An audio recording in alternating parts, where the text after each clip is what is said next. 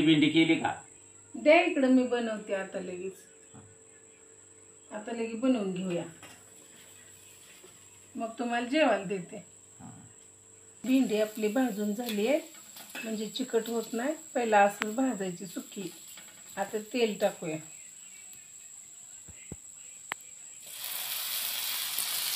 तेल टाकून पण भाजायची, म्हणजे चिकट होत नाही. त्याची काटे पण टोचत नाही, ती मऊ मऊ होते. ती भेंडी मऊ होते.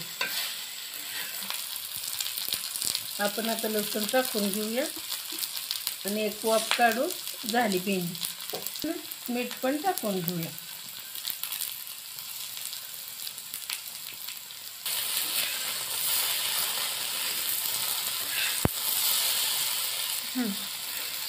लोक आता आपली भेंडी झाली आहे बघा कशी सुकी.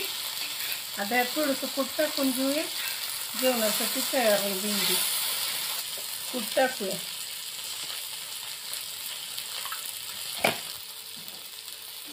झाली बघा भेंडी. ओ या जेवायला. लोक भेंडी झाली आहे, घ्या जेवून. आणि कशी झाली आहे सांगा. देशी भेंडी आहे बघा.